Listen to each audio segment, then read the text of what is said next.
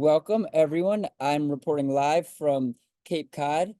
It is not the warmest night out here, but it was just tough for me to find a quiet place to teach, and I'd rather be cold than my students not hear me clearly. So today I'm going to speak very clearly about trust. And as I told the class, trust is a very manageable subject. It has moved from an essay subject to a multiple choice subject.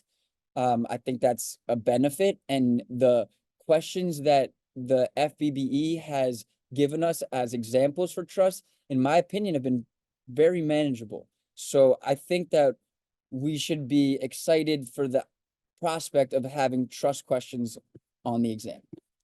So here we can see, just to let everyone, oh, actually, this is not the update course, but just to let everyone know, we're going to do trust today, and then next week will be business entities week, and secure transactions, commercial paper, and we have family law and ethics. We're really winding down to the final few subjects before we do a comprehensive review. So everyone just stay locked in, just a month left of diligent study, and we should be set to pass this exam. So I'm gonna look at some of the materials I used the last time I taught this, because it hasn't changed too much, and there's a lot of directions we can go. I'm going to use this outline created by my man Will Wasson. If any of you know of him, he's an instructor of ours and a former student of mine. Can everyone see the PowerPoint? Cool, thank you, Grace. So what worked for Will? Well, Will was one of those students, and if this sounds like you, Lord, it's common. I introduced them, they messaged me, and they didn't pass the last time, and woe was them. I set them up with an instructor, and for whatever reason they don't love that instructor, and then they somehow finagle their way, and this only happens at the beginning of the administration, into working with me. And then I kind of have this like, man, I gotta take on this client, he's disgruntled, what's wrong? Start working with Will, find out he's a really nice kid, I take him under my wing, and I'm really happy I did, because I was able to not only help him pass the bar exam with flying colors, but unintentionally train him to become a tutor for us, because he has since become a tutor. And especially for retakers, he really understands, the mentality of stepping it up a notch, going to a different level than the last time. If you scored in the 130s, you should be so scared you're going to score there again, and you should push it up to 150s. If you scored in, in 120s or below, you should tell yourself, I need to be a totally different test taker on this attempt. I need to know the information twice as good, 3 times as good as I ever known it before. It really does take that level of commitment, and Will did that. Will was a master of mnemonics. He loved mnemonics. He loved coming up with like Trissy dunks, right? That was his mnemonic that he created that I'm going to teach. I still remember it to this day. I could foreshadow it, right? Testamentary trust, revocable trust, inter vivo trust, maybe a spendthrift trust, a discretionary trust, oral trust, no contest trust, charitable trust, secret, semi-secret trust. I might have skipped 1 or 2 there, but I did it in order using the mnemonic that he created, which I think is pretty cool.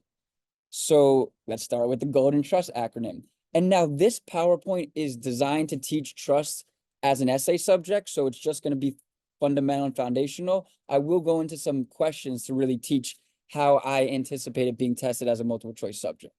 So valid trusts don't ruin marriages. That's just a kind of mnemonic for going through an essay that we don't really need to be concerned of with the order. Let's just go through the elements. So let's see what he's talking about. The validity of a trust. So a trust is valid when it has these elements. Property, trust raise, must have current value. This means it must be real property, money, or current vested interest. A future interest is not valid property for a trust. So there has to be trust raised. There has to be some sorry, Andrew, in the trust. Your slides are not. Yeah, we can't see your screen. Sorry. Oh, no worries, man. Don't be sorry. Let's see. How about now? No. How about now? All right. So we start with the golden acronym, which was valid trusts don't ruin marriages. And now we're talking about validity of trust. And the first concept is a trust is valid when it has property, trust raised. It must have current value. This means it must be either real property, money, or current vested interest. A future interest is not valid property for a trust. So there actually has to be something in the trust, like some money or some property. Trust race is the name. RES means like the property that's in the trust. A trustee must be over the age of 18 and a resident of Florida. So to be a trustee, they have to be these conditions. A beneficiary, right? Ascertainable beneficiaries, meaning maybe they're not known yet, but they're ascertainable, like to my grandchildren or something of that nature.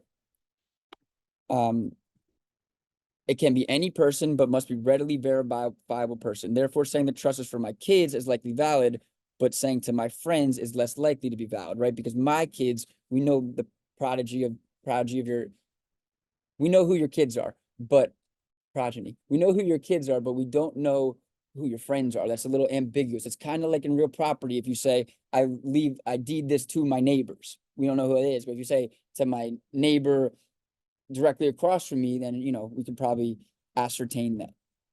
So it must be in writing for certain trusts. One example of a trust that must be in writing is a trust that has real property in it.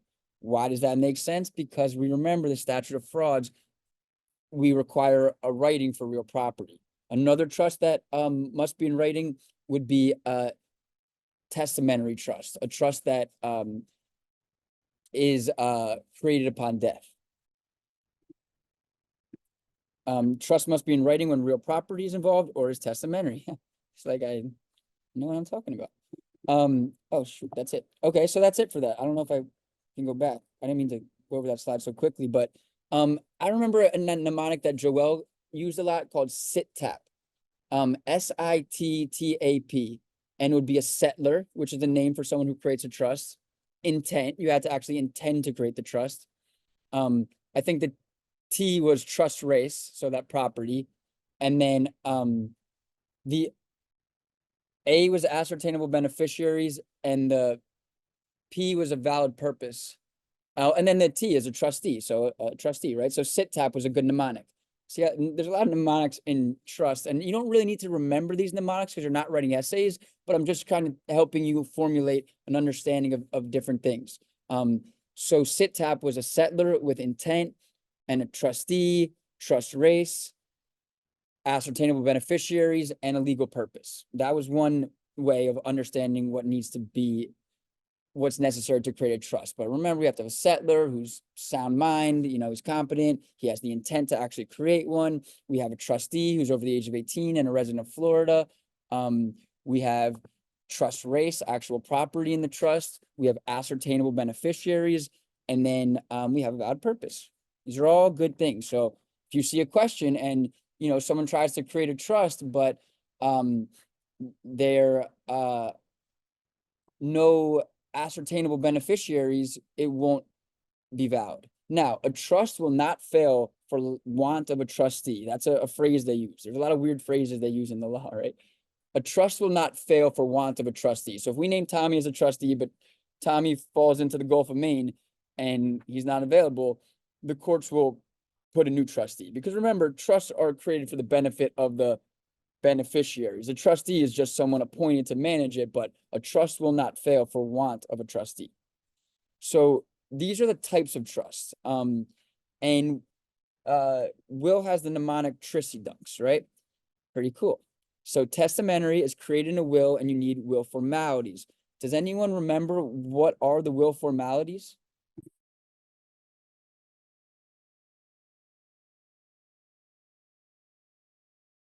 It needs to be in writing.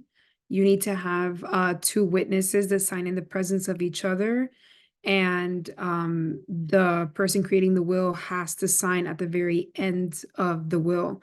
And they have to sign in front of the witnesses. But if they don't, they can have the witnesses, he can authenticate himself to the witness and claim his signature for them to sign. Excellent. Someone's been They have to have a sound mind and present intent.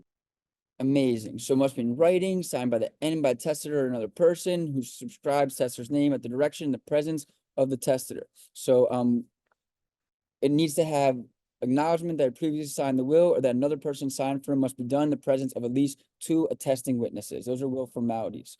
Witnesses must sign in presence of testator and of one another. Excellent. So that's testamentary trusts. This is an important slide, ladies, gentlemen, non-binaries, and alien creatures. This is an important slide, right? Because they could very easily test, like, what type of trust is this? Or Tommy wants to do this. What type of trust should Tommy create? It's very important to know the types of trusts. So resulting trust is when a portion of a trust fails. Right? Like, we have a trust that they tried to create, but for some reason it wasn't valid. So there will be a resulting trust. Very similar to a constructive trust. Resulting trust and constructive trust are trusts that are pretty much created by the court. A constructive trust is one that's created by the court in an effort to restore justice and equity, I would say. And then resulting trust is created when, like it's mentioned here, a portion of a trust fails and one results. A revocable trust can be revoked or amended as either set forth in the trust document, by a later will or codicil that refers to a trust, or by any other method that shows clear and convincing evidence of settlor's intent to revoke or amend trust. For revocable trust, settlor's creditors may reach trust assets during settlor's life. So Florida, this is a key thing. Trusts are presumed revocable. You have to create an irrevocable trust for the trust to be irrevocable. A trust is presumed revocable, and revocable trusts are a little bit easier to pierce than an irrevocable trust. If you want to create a real tight trust that nobody can pierce, I would say a discretionary, because it gives discretion for the trustee to dole out payments or not. Irrevocable, it can't be revoked. Spendthrift trust. A spendthrift trust will have spendthrift provisions, which I'll get into soon. So irrevocable as opposed to revocable. Creditors can only get to the assets as attachment. It can be made unmodifiable by the instrument. So irrevocable trusts do need to be in writing.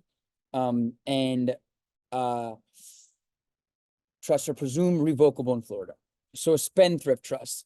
I think this is the thing they'll test most certainly if they test trust as a multiple choice subject. They love to test this. They love to test it as an essay subject. I got trust as an essay in 2017 when I took the Florida Bar.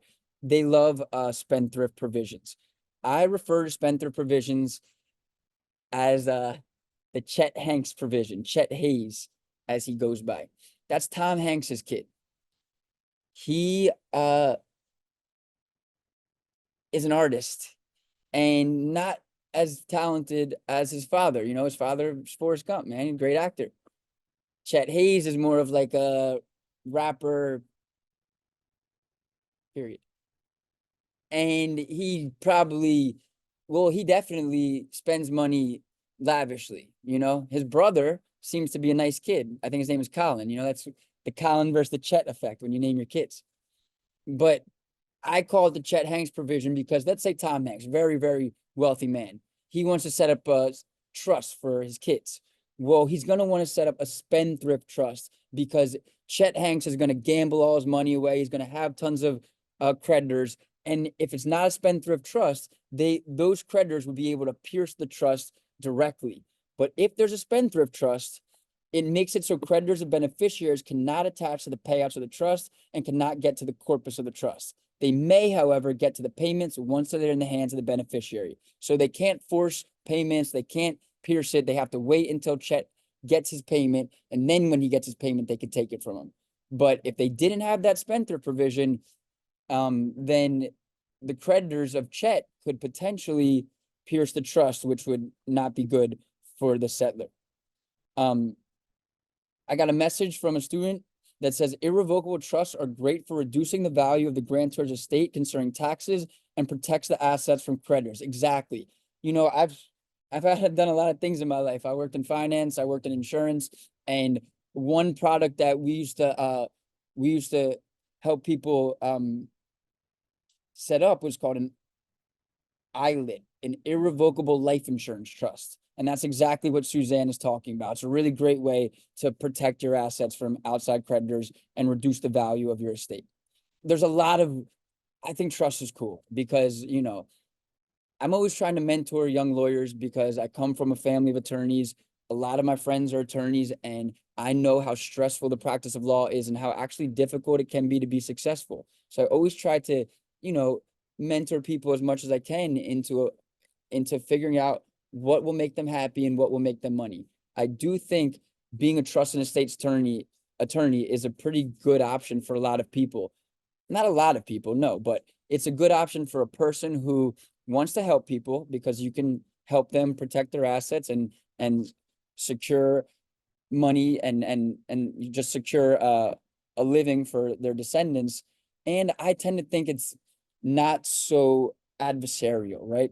If you're a family law lawyer, probate could be adversarial. If you're a criminal law attorney, it's you versus state, or you're on the state and you're throwing people in jail. If you're a real property attorney, not as I like that too. I like real property attorneys. I tend to tell people those are some good fields for people who are non-confrontational, not adversarial, want to work hard, want to help people, and want to make money. I think trust and estates and real estate are two places where I would advise people to look into. Do whatever you want, but I do think trusts are interesting because knowledge is power. That's the one thing that I keep learning over and over as I grow, that knowledge is power, and knowledge of trust planning is very powerful because then you start talking to very wealthy people and you can really help them. Everyone wants to set up a trust. Once you get money, that's the first thing people want to do is set up a trust. It just sounds like the thing to do. There's a lot of different trusts they could set up, and there's a lot of ways that they could set it up improperly. So if you could become someone very knowledgeable about trust creation, modification, revocation, termination, you could be a very powerful, successful, and happy attorney. That's just some personal advice I may give to those who care to listen. Anywho, the spendthrift trust is generally accompanied by discretionary trust. The trust makes it so creditors and beneficiaries cannot attach to the payouts of the trust and cannot get to the corpus of the trust. They may, however, get to the payments once they're in the hands of the beneficiary. Inter vivos trust is created during the settler's lifetime. A discretionary trust, the doling out money from the trust is at the complete discretion of the trustee. Creditors cannot force payments. You see why we put discretionary trust and spendthrift together? It really gives the trustee, I'm gonna have my good friend Tommy, who's my trusted confidant. He'll be the trustee and it'll be discretionary because he knows my grandson is a punk and he knows that kid's going to be trouble. So I want him to have the discretion because, he is someone I can trust. And we want it to be a spendthrift trust because, my grandson is a wild guy. All right, oral trust, only valid if not for real property or testamentary, right? So you can have an oral trust in Florida, but not for real property or testamentary in nature because these are trusts that must be in writing. This, I can't tell you how much they test this. I had a student last time, Ariane, who you all saw come to class. She's amazing. She came to my Christmas party. A lot of love for Ariane. She's super nice. And she crushed Florida multiple choice. And English is not her first language. So all sorts of credit to her. She said that they asked like this 3 times whether no contest clauses are valid in Florida. They're not. You cannot have a no contest clause. A no contest clause means like no one is allowed to contest the validity. No, like we are always going to allow people to contest wills or trusts because public policy. So just know that, ingrain that in your mind. No contest provisions are not valid in Florida. And then a charitable trust. It does not need to have specific beneficiaries, must be for a public purpose and for the public at large. The rule against perpetuity does not apply to charitable trust. One thing they love to test concerning charitable trust is the Cypres doctrine. CY space PRES, the Cypres doctrine. I don't know if I'm pronouncing that right. Please don't. I don't speak Latin. But that is a doctrine that, let's say I leave my trust and I designate the beneficiary as, the Golden Retriever Society. And then Golden Retrievers become extinct due to breeding them all into Golden Doodles. So now there's no more Golden Retrievers. So what can they do? Oh, they know I also love Labrador Retrievers. So they make, the beneficiary, the Labrador, like something that's similar. They can do that under the Cypres doctrine. The trust won't fail because the charity no longer exists. They will be able to select a corresponding charity that has a similar purpose. you know how I said that a great statement is a trust will not fail for want of a trustee? And I'm saying W-A-N-T, like want. I don't know. It's just they always say want, but want for one of a trustee, but they say want. Trust will not fail for want of a trustee. Another great saying is the hallmark of trust, creation, modification, and termination is settler intent.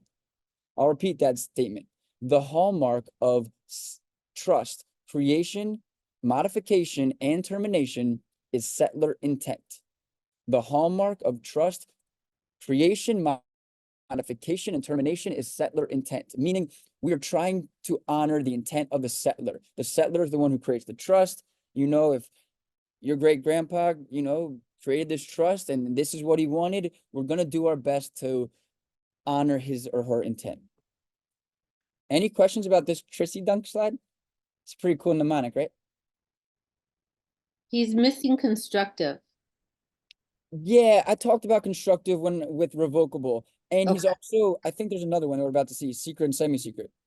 Okay. Yeah. Oh, never mind. Support. So support trust is used to support a beneficiary, and then there could be secret and semi-secret trusts. Okay. A secret trust is mentioned in a will, and no one's ever heard of it, but it mentions the beneficiaries. That is enforceable. A semi-secret trust is mentioned in a will, but doesn't mention beneficiaries, and that's not enforceable. So just, you can, I don't know if they'll test it or not, but the difference between a secret and semi-secret trust is they're mentioned in wills. No one's ever heard of them. If they mention the will and they say who the beneficiaries are, we will create that trust, almost like a testamentary trust. That would be called a secret trust. Whereas a semi-secret trust, we don't have any ascertainable beneficiaries. It's just like in the will, you say, I want to create a trust. Well, we're not going to do that. All right, this is a very important slide too. And I always remember Will when he taught this saying PLPS. PLPS. So PLPS, these are duties of a trustee. So he's saying valid trust don't ruin marriages, I guess was his thing. But the don't is for duties, and this is very important, the duties of the trustee. And I might have my own take on this slide. Maybe I have some duties that I could think of, but let's see how Will articulated them. So the duty of prudent investment. The trustee is expected to make prudent investments on behalf of the trust. This means the trustee cannot be too aggressive with investments nor too weak with investments. There is a presumption of prudence when the trustee accepts the advice of an expert. Now, the diminution, the decline in value of a trust property alone does not signify automatically a breach of this duty, right? Because the stock market is hard, right? It doesn't always go up. Sometimes it goes down, sometimes it goes sideways. It's just that you are making prudent investments. Typically, what's a prudent investment? Diversifying a portfolio amongst the S&P 400, maybe, you know, something like that. Would it be prudent to invest in the newest meme coin cryptocurrency? Right, probably not. You know, there has to be some prudency, like you're doing what a prudent investor would do. And what's the smartest thing to do? Just get a financial advisor and have him manage the account, right? Loyalty. Trustees are expected to remain loyal to the trust. This means trustees will not compete with the trust or otherwise act in a way that puts the trust in jeopardy. Self-dealing with the trust is considered a violation of the duty of loyalty. So self-dealing, right? You have to act on behalf of the trust and the beneficiaries, not on behalf of yourself. So these are all duties of the trustee. They do like to test this if trust is tested. So the duty to act personally, the trustee is expected to do the work of the trust personally, but trustees are allowed to consult the advice of experts, right? You can't just like delegate everything. But you can definitely consult with experts. Like I said, you can hire a financial planner to be the one who manages the account. All right. To separate and earmark funds, right? To separate and earmark funds. The trustee is expected to keep trust rates separate from other property. This becomes an issue for banks, especially when they have large pools of money that they can combine them, and that's not allowed, right? It's very similar to commingling with attorneys. right? When we're talking about ethics, I know we haven't done ethics yet, but very similar. These duties, you know, the duty of loyalty, the duty to prudently invest, the duty to act personally, and the duty to separate and earmark funds. Those are some of the main duties of a trustee. So removal. The removal of a trustee can happen for any serious violation of a duty they owe to the trust. A court can also remove a trustee when their services are so seriously unsatisfactory that they would be doing a disservice to the trust by keeping them in place. Like I said, the hallmark of trust modification removal is going to be settler intent. So if it seems that, you know, the trustee is not doing what the settler would have wanted them to do, this will be cause for removal. And then modification. So Wicks is his mnemonic here for Wicks. So modification of a trust is disfavored, but less so than termination of a trust. A charitable trust has a special doctrine, the Cypress doctrine, that covers how charitable trusts will be enforced. The general reasons that will call for modification or termination of a trust are waste. When the fulfillment of the trust would create waste, the trust may be modified or terminated. An example would be the many trusts that are set up to support polio research. Once the polio vaccine had been discovered, it would have been wasteful to continue these trusts as originally written. So we'd probably modify it to, you know, help fund research for another vaccine. Illegality, when the purpose of the trust becomes illegal, it can no longer operate in the way that it did. One such example would be trusts that were segregationists. When these actions became illegal, the trust needed to be modified or terminated. Change circumstances, when the circumstances surrounding the trust change in such a way that the settler's intent would not be fulfilled by keeping to the trust, modification may be necessary. An example would be when a trust provides for a certain stock to support the trust, but that stock falls to such a degree that holding on to it would be wasteful. While the stock was profitable at the time the trust was created, the change in circumstances necessitated change. So waste, illegality, change circumstances, and satisfaction. When the intent of a trust is to accomplish something, satisfaction of that goal may necessitate modification or termination. An example may be when a trust is set up to create something like a park, and the park is eventually completed. And then we talked about the Cypress doctrine. When charitable purpose selected by settlers was practical, if settler had a general charitable purpose other than a specific purpose to help a named charity, the court will select an alternative charity to be the beneficiary under the Cypress doctrine. In Florida, a charitable trust can be enforced by an attorney general or under Florida Trust Code. A settler or charitable organization that is expressly designated to receive distributions can enforce the trust. So it can be enforced by the attorney general, the settler or charitable organization that's designated to receive distributions. So that's my man Will Watson, born in '96. Yikes. Not yikes, just younger than me. And you can contact him if you want. He's still tutoring. He was going to take the UBE, but he said he's pushing back for July, so he's actually available for Florida Bar Prep. Will is really amazing. He's got a very gentle spirit, you know? I could be a little rough around the edges for people. All right. I'm going to do another PowerPoint, you know? It's good to see multiple PowerPoints and see if there's anything that we missed. I believe this PowerPoint was created by me, but I think I let Sam present it a few years ago, but we'll see. So trust, elements of an express private trust, settler, legal intent, trustee, trust race plus delivery, ascertainable beneficiaries, valid purpose, and real property and testamentary trust must be in writing. That's something that's probably going to be tested as a multiple choice question is, you know, are these elements satisfied? Some key terms: an inter vivos trust is created while the individual is alive. A testamentary trust is created upon the death of an individual. It must be in writing if created after 2007. A revocable trust is a living trust which can be changed. An irrevocable trust cannot be modified without the consent of its beneficiaries. Precatory language. This means like, it is my hope. I would like to, you know, it has to be intent. So precatory language is insufficient to create a trust, like hopeful language. And then spendthrift provisions again.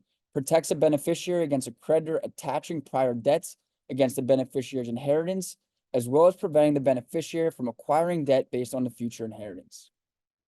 So some other types of trust, UTMA, this is the Uniform Transfer to Minors Act. There's also UGMA, Uniform Gift to Minors Act.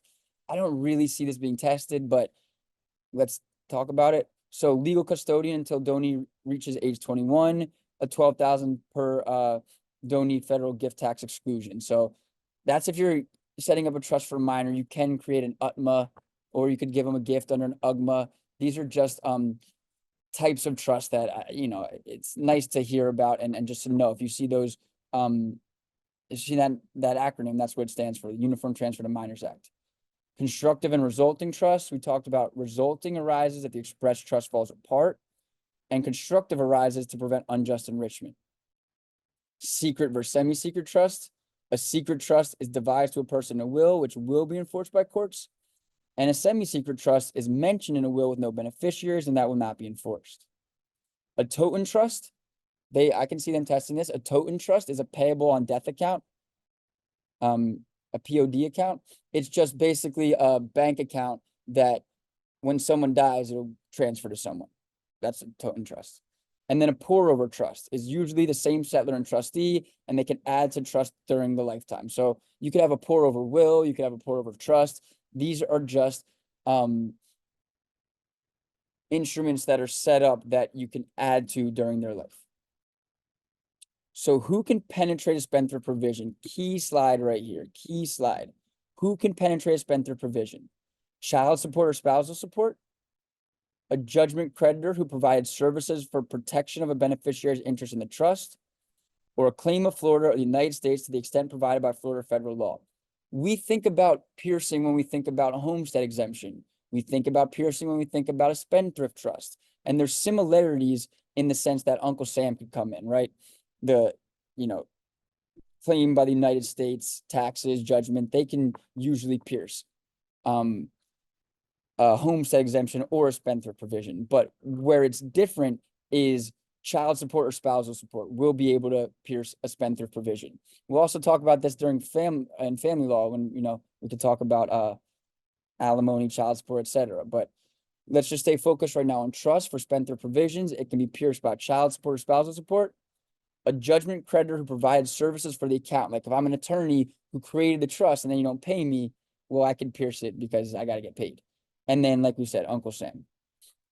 This NEMO, not important, but it's just a concept that means no one gives what they do not have as a legal rule, sometimes called the NEMO rule, that states that the purchase of a possession from someone who has no ownership right to it also denies the purchaser any ownership title, right?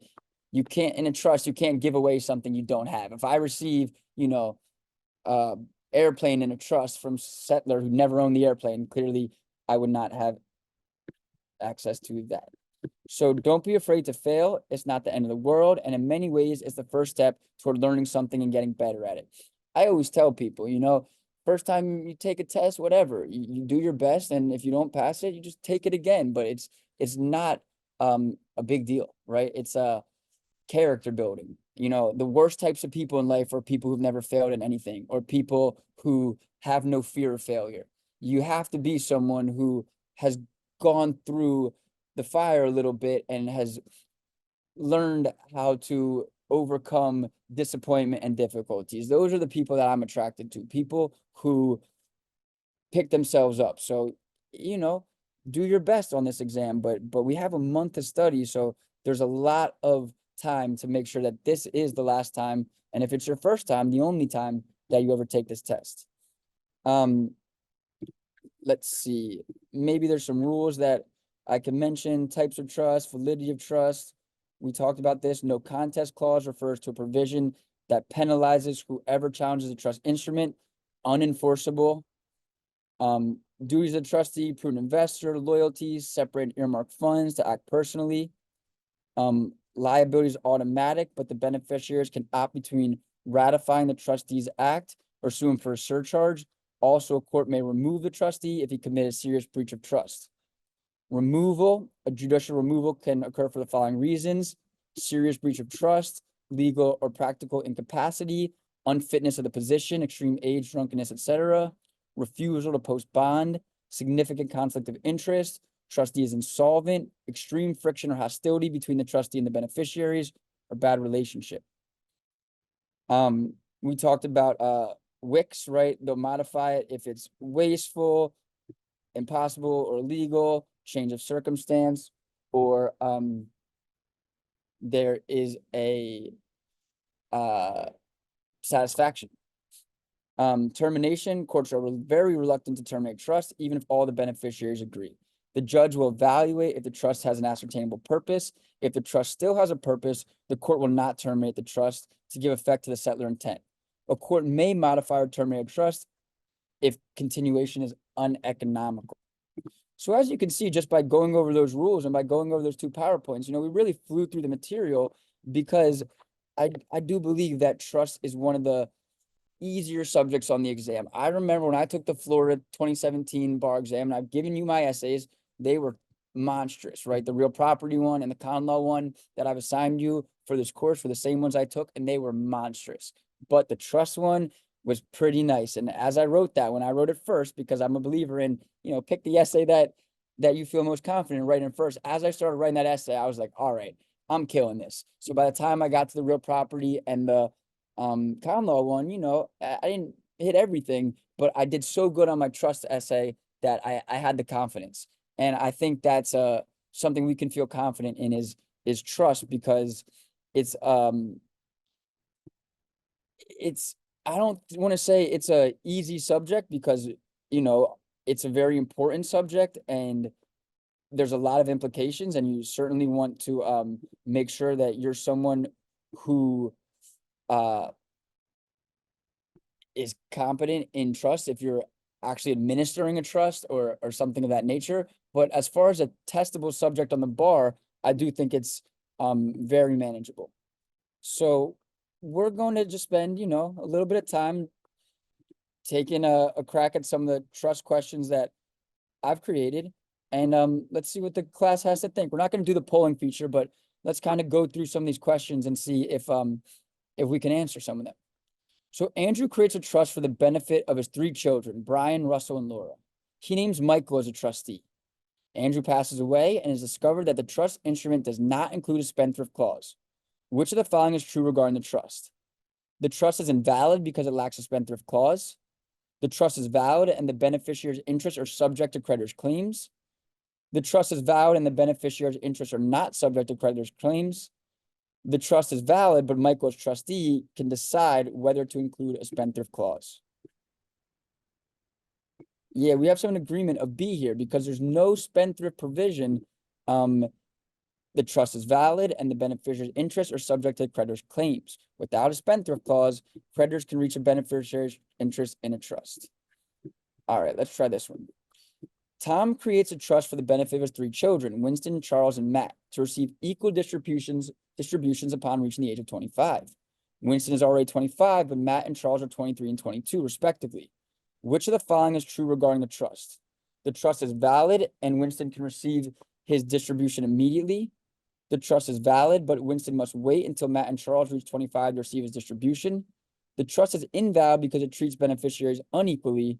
And the trust is invalid because Tom cannot impose age restrictions on distributions.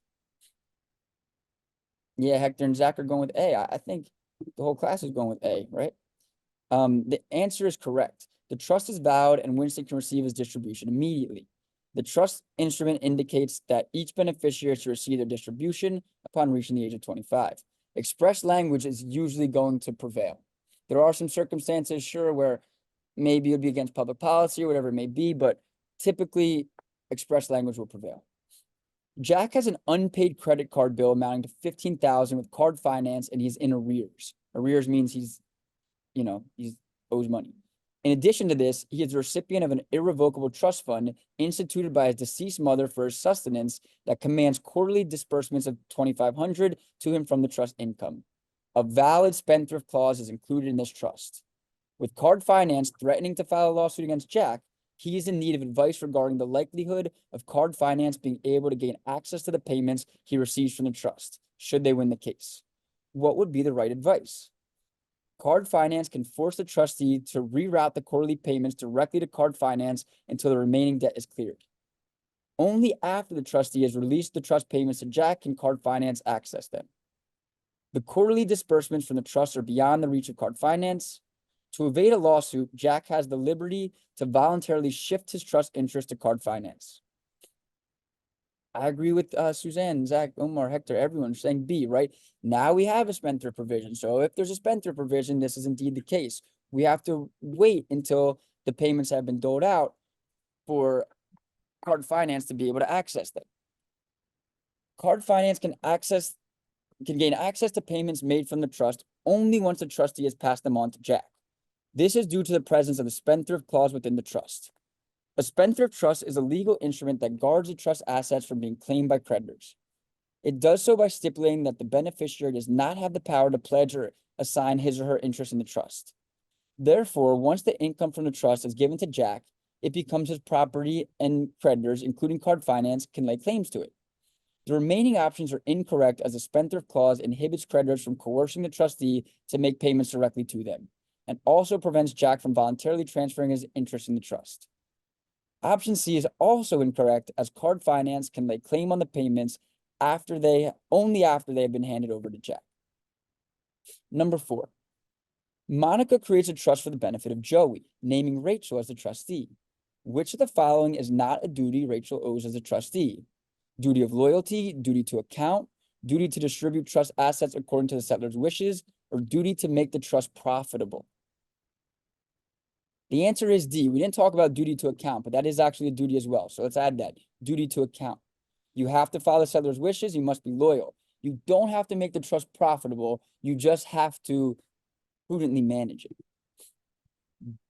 Duty to make the trust profitable. While a trustee has a duty to manage the trust assets prudently, there's not necessarily a requirement to make the trust profitable. Marshall creates a charitable trust for the purpose of maintaining a local park. The park is later sold to a private developer and no longer exists. What is the likely outcome of the trust? The trust fails and the assets revert to Marshall's estate. The trust purpose is modified under the Cypress Doctrine.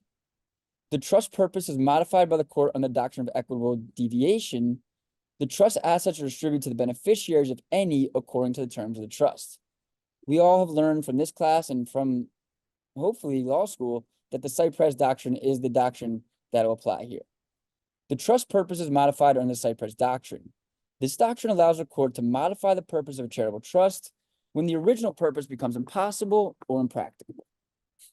Mallory set up a revocable trust for her nephew, Carl, managed by Morgan.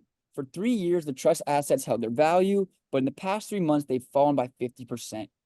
Morgan hasn't answered Carl's questions about this decline. Can Carl take action against Morgan? Only Mallory can request Morgan's removal since the trust is revocable. Morgan broke trust rules by hiring a financial advisor. The large reduction in trust assets doesn't alone demonstrate that Morgan breached the trust. Carl, being a non-qualified beneficiary, can't sue for a breach of trust or ask for an accounting. We said this in class today. The large diminution or reduction in trust assets alone does not demonstrate a breach of trust. The substantial drop in the trust assets doesn't by itself indicate a breach of trust, as this could be due to market fluctuations beyond Morgan's control. The other options are incorrect as they misinterpret the rights and roles of the trustee and beneficiary. When does a testamentary trust become active? Immediately upon creation, upon the death of the grantor, after a specified period of time, or once the beneficiary turns 18? Yeah, we're going to go with the death of the grantor. A testamentary trust becomes active upon the death of the grantor. It is created as part of a will and thus does not exist until after the will has gone through probate. Under Florida law, what presumption is made regarding the revocability of trusts? All trusts are irrevocable unless expressly stated otherwise in the trust document. Trusts are neither revocable nor irrevocable and cannot be changed once established. All trusts are revocable unless the trust document expressly provides otherwise, or revocability of a trust is determined by the court. Yeah, we're going to go with C here. The presumption in Florida is they are revocable unless we expressly state otherwise. Florida law presumes that all trusts are revocable unless the trust document expressly states otherwise. This allows the person who created the trust to maintain control over the assets during their lifetime, changing the terms of the trust or dissolving it entirely if they wish. However, if the trust document clearly specifies that the trust is irrevocable, then the trust cannot be altered or ended without the consent of the beneficiary. According to Florida's statutes, if a trust does not specify whether it's revocable or irrevocable, it is presumed to be revocable. This means that the grantor, the individual who created the trust, can change or terminate the trust at any time. However, if the trust document expressly states that the trust is irrevocable, then it cannot be changed or terminated without the beneficiary's consent. That's a good explanation. I hope everyone was listening. What is required to create a valid private trust in Florida? A settlor with capacity, lawful purpose, trust property, and an irrevocable trust. A settlor, a trustee with fiduciary duty, trust property, and beneficiaries with vested interests. A settlor with capacity, intent, lawful purpose, trust race, and ascertainable beneficiaries, or settlor, a trust deed, trust property, and a beneficiary. Yeah, I agree with C. The sit tap, right? To create a valid private trust in Florida, it requires a settlor with capacity, intent, a lawful purpose, trust property, and ascertainable beneficiaries. Florida law requires specific elements for the creation of a private trust. The settlor, the person creating the trust, must have the legal capacity to do so and clear intent to create the trust. The trust must have a lawful purpose. There must be trust property, also known as the trust race, which is the specific assets placed in the trust. And the trust must have ascertainable beneficiaries, which means that individuals or entities who receive benefit from the trust must be clearly identified or at least identifiable. Andrew, could you just quickly recite like what the acronym SIT-TAP stands for? A Please. settlor with capacity, intent, a trustee, trust race, ascertainable beneficiaries, and valid purpose. Okay. I know like the trust race should probably be an R and the valid purpose should probably be a V, but Joel made that mnemonic up, not me. So don't kill the messenger. All right. No worries. Andrew creates a trust for the benefit of Brian, Russell, and Laura. He names Michael as a trustee. The trust instrument states that Michael should invest the trust assets in a prudent manner. What does this requirement mean? Michael must invest the trust assets only in risk-free investments. Michael must invest the trust assets only in high-yielding investments. Michael must invest the trust assets in a manner that balances risk and return, considering the needs of the beneficiaries, or Michael must invest the trust assets as he sees personally fit, right? This is the standard. Balancing risk and return, considering the needs of the beneficiaries. That's financial planning in a nutshell. Michael must invest the trust assets in a manner that balances risk and return, considering the needs of the beneficiaries. This is the general standard for the prudent investor rule, which trustees are typically required to follow. Remember, prudent investor rule, we're going to protect the prudent investor. Let me explain this rule. We are going to assume that someone, whether they're director of a corporation or they're a trustee, has information that people on the outside don't know about. Therefore, we're not just going to look at whether the investments went up or down. We're going to assume that they acted accordingly. And as long as we can't, find any reason to believe that they deviated from prudency, they will be protected by the prudent investor rule. Just because stocks go down, I mean, I worked in financial planning for a long time. I don't think any of these guys know what they're talking about, right? It's just who gets the credit. Okay. Under Florida law, which of the following is correct? And that's not true. A lot of people know what they're talking about. Don't listen to me. Under Florida law, which of the following is correct about removing a trustee and modifying trust? The court can remove a trustee only if the trustee has committed a serious breach of trust. The settlor, co-trustees, and the beneficiaries can modify a trust without court approval. The court can modify the terms of a trust if it's no longer practicable or economical to administer a trust as written, and only the settlor can request for the removal of a trustee or modification of the trust. Yeah, I like C here. C is what we talked about. Under Florida law, the court can modify the terms of a trust if it becomes impracticable or not economical to carry on the trust as originally written. Under the Florida Trust Code, the court may modify the terms of a trust without regard to the trustee or beneficiary's consent if it becomes unpracticable or not economical to carry on the trust as originally written. While courts do have the power to remove trustees in certain circumstances, it isn't limited to severe breaches of trust. Beneficiaries, co-trustees, or the settlor cannot unilaterally modify the trust without court approval.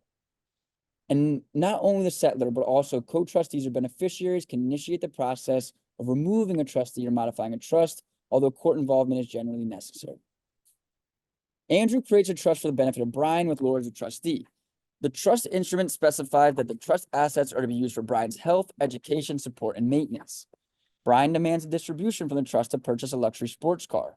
What should Laura do? Deny Brian's request because it's not for a specified purpose. Grant Brian's request because she's a duty to distribute trust assets according to the beneficiary's wishes.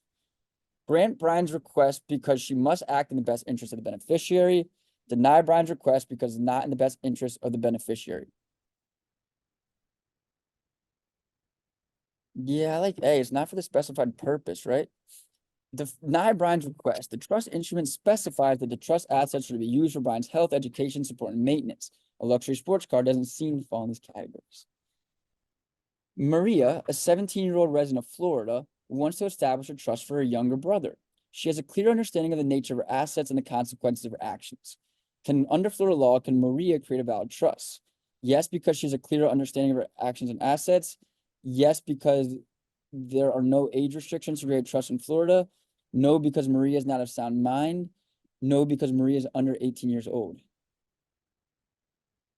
Yeah, I don't think she's going to be able to do it, right? Maria is under 18. To create a valid trust in Florida, the settler must be of sound mind and over 18. While Maria does seem to be of sound mind, she does not meet the age requirement. Now, maybe they could have a guardianship trust, right? Like we'll create a trust for a 17-year-old, but would technically be created by the guardian. James, a resident of Florida, verbally communicated his wishes to create a testamentary trust for his children during a family gathering. He also expressed his intention to include his real property in this trust. Under Florida law, is James's verbal declaration sufficient to create the trust? Yes, because the verbal communication of intention is enough to create a testamentary trust. Yes, because a trust can be verbally created if the settler is of sound mind and the beneficiaries are ascertainable. No, because a testamentary trust and any trust that includes real property must be in writing. Or no, because James did not specify the terms of the trust in detail, right? I think the class is leaning towards C to confirm a point that we've made in class. A testamentary trust and any trust that includes real property must be in writing. According to Florida law, trust dealing with real property and testamentary trusts, those created by a will, must be in writing. While oral trusts can be valid for certain types of property, they're not sufficient when it comes to real property or testamentary trusts. Thus, despite James's clear intention and sound mind, his verbal communication isn't enough to create a valid trust in this case. Options A and B are incorrect because they fail to recognize this requirement. Option D is incorrect because even if James specified the terms of the trust in detail, the trust would still be invalid without a written document. Carl, a resident of Florida, included no contest clause in his trust, stipulating that any beneficiary who contests the trust would be disinherited. His son, Patrick, is not satisfied with the distribution and wants to contest the trust. What would likely happen if Patrick contested trust under Florida law? Patrick will be disinherited because of no contest clause. Patrick can contest the trust without risking his inheritance due to the no contest clause. Patrick can contest the trust, but the court will decide whether he should be disinherited. Patrick cannot contest the trust because it contains a no contest clause. We're going to go with B, right? Because no contest clause are unenforceable in Florida. Patrick can contest the trust without risking his inheritance due to the no contest clause. In Florida, no contest clauses in trusts or wills are generally unenforceable. I always say when you take every one of my lectures, I say this every lecture, I try to. Learn one thing. If you learn one thing from my trust lecture, it's that no contest provisions are unenforceable in Florida. These clauses, also known as interim clauses, stipulate that a beneficiary who contests the trust or will loses their inheritance. However, Florida law supports the beneficiary's right to challenge or contest a trust or will, even if a no contest clause is present.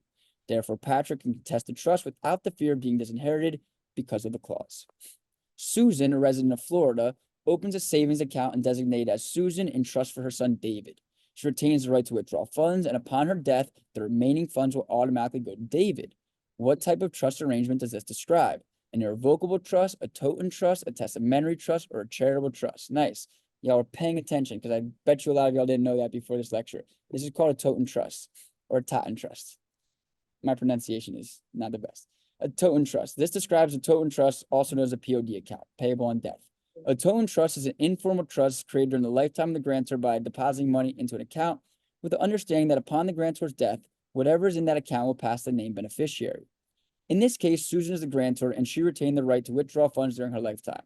Upon Susan's death, the remaining funds automatically pass to David, her son, without going through probate.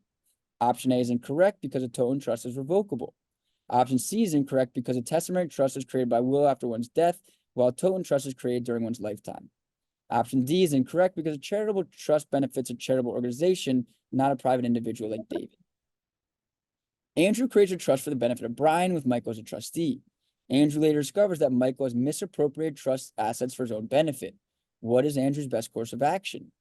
Andrew should seek removal as trustee and the recovery of the misappropriated assets. Andrew should seek a court order requiring Michael to reimburse the trust for the misappropriated assets. Andrew should seek a modification of the trust term to prevent further misappropriation, or Andrew should revoke the trust and create a new trust with a different trustee. Everyone's going with B here. Andrew discovers that Michael's misappropriated trust as what's his best course of action? He should seek the removal. He should seek. Yeah, wait, I'm not sure it's B. He should seek a modification. I don't like C, D.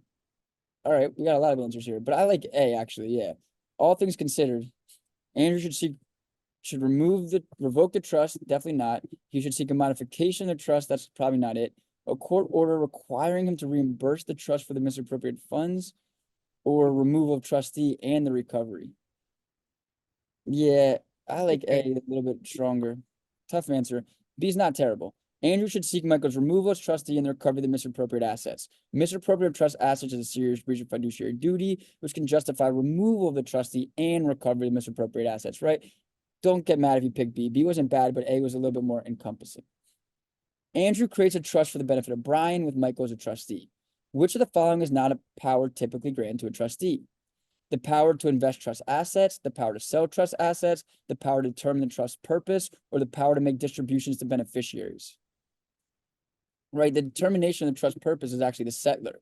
The purpose of the trust is typically determined by the settlor when the trust is created and is now within the trustee's discretion to change. What's another term for an inter vivos trust? Charitable trust, living trust, secret trust, or mandatory trust? Go to living trust. Excellent. Good work, class.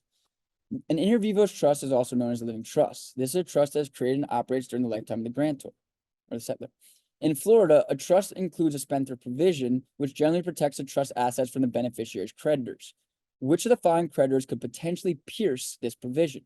A local boutique where the beneficiary has a large outstanding bill, the beneficiary's ex-spouse seeking alimony, a friend who lent the beneficiary money, or a credit card company to which the beneficiary owes money.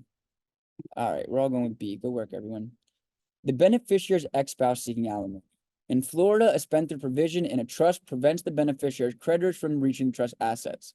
However, certain creditors can still access those assets despite the spendthrift provision. These include claimants for child support, alimony, and certain governmental entities.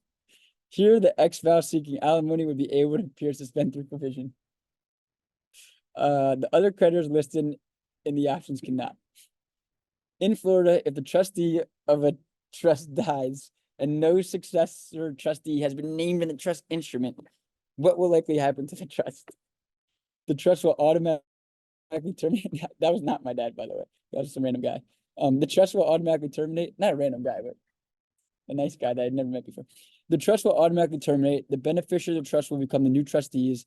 The trust will fail for want of a trustee, or the trust will appoint a new trustee, as most trusts will not fail for want of a trustee. DDD. Yeah, see?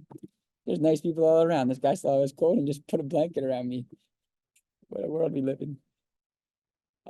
The court will appoint a new trustee, as the trust will not fail for want of a trustee. Under Florida law, if a trustee dies, resigns, or is unable to act as a trustee, and no successor trustee is named or willing and able to act, the court will appoint a successor trustee. This is to ensure that the trust doesn't fail simply due to the absence of a trustee. Thus, the trust will not fail for want of a trustee. Which of the following is the primary purpose of having a trustee? To manage and administer the trust assets for the benefit of the beneficiary, to ensure that the trust assets are protected from the beneficiary's creditors, to provide legal advice to the beneficiary regarding the trust, or ensure that the trust complies with all applicable tax laws. Whole lot of A's, right? To manage and administer the trust assets for the benefit of the beneficiary. The primary purpose of a trustee is to manage and administer the trust assets according to the terms of the trust and the best interest of the beneficiary. In Florida, what is the key principle that guides the modification and revocation of a trust? The approval of all beneficiaries is required for modification and revocation.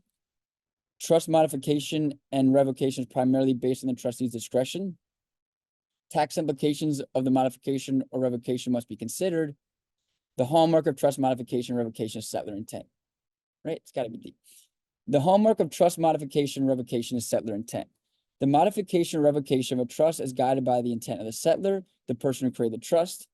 The law's primary concern is carrying out the settler's intention unless these contradict public policy or the law. Therefore, settler intent is the hallmark of trust modification and revocation. Julia, a resident of Florida, transfers her property to her brother Mark with the understanding that he will hold it for the benefit of Julia's son. However, there's no formal trust agreement and Mark refuses to acknowledge any obligation to Alex. In Florida, what type of trust might be imposed by the court in this situation? A constructive trust, a resulting trust, a revocable trust, or a spendthrift trust? Everyone's going with constructive trust, right? It would be A or B, but I don't think it's a resulting trust. We don't have a trust that fell apart. We just have one that the court is going to enforce for us. Excellent job, class. A constructive trust. A constructive trust is a remedial device imposed by the court to prevent unjust enrichment when property has been obtained by wrongful means, such as fraud, duress, undue influence, or breach of fiduciary duty. In this case, Mark's refusal to acknowledge any obligation to Alex, despite the understanding that he would hold the property for Alex's benefit, could lead a court to impose a constructive trust to prevent Mark from being unjustly enriched. And I think this will be our last question of the night because I want you to have the remaining 25 for homework. And then I'll also assign some additional questions. And by some, I mean pretty significant amount.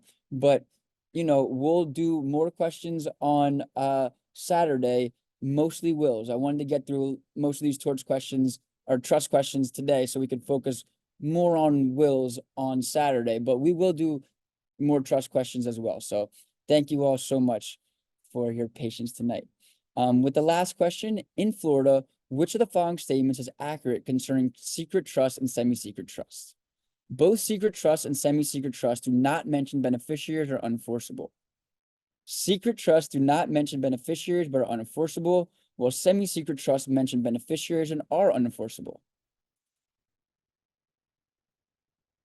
Secret trusts mention beneficiaries and are unenforceable, while semi-secret trusts do not mention beneficiaries and are unenforceable. Both secret trusts and semi-secret trusts mention beneficiaries but are unenforceable. Yeah, a lot of C's in the chat. And I agree. Secret trusts mention beneficiaries and are unenforceable, while semi-secret trusts do not mention beneficiaries and are unenforceable. Under Florida law, a secret trust is one where a will leaves property to a trustee on the understanding, usually established through private communication, that the trustee will use the property for the benefit of a third party. In a secret trust, the beneficiaries are named, and this type of trust is enforceable in Florida. A semi-secret trust, on the other hand, is one where the will provides for a trust but does not specify the beneficiaries. In Florida, semi-secret trusts are not enforceable. The other options incorrectly describe the nature and enforceability of secret and semi-secret trusts under Florida law. So this QBank is really great for everyone. We're going to even upload more questions before the exam, but do your diligence to do every single question on this QBank. And if there's one quiz that you should do over and over and over again, it's certainly these 69 FBBE questions. We have a student saying that doing questions like this is a reminder that at Focus, you can know a lot of questions rapidly, especially if you say them out loud, and you can learn them better, right? I really agree with that doing these questions is good reinforcement, but you know, it's not one singular thing. It's the combination of everything. You got to be watching videos, doing outlines, doing cram guides, doing questionnaires, doing practice questions, you know, keep it diverse, but do what works and do what you find productive. You should always be trying to learn more. And if you feel like you're just, you know, beating your head against the wall and you're not learning, then maybe move on to a different resource. But try to find something where you feel like you're learning new information and then test it. The best way to test it is to say it out loud, right? If you can speak it, you can write it, you can pick it. So try to find someone in your life that will listen and try to explain some of these topics. Be like, hey, Tommy, you interested in setting up a trust? Yeah. Well, let me tell you about trust. And then, you know, give them the conversation. I really think that we can all work together and we can really do amazing on this test. I'm gonna go ahead and stop this recording. I think this is the first time all year we're ending 5 minutes early, but I'm about to catch hypothermia. So thank you all so much. I'm gonna stop this recording.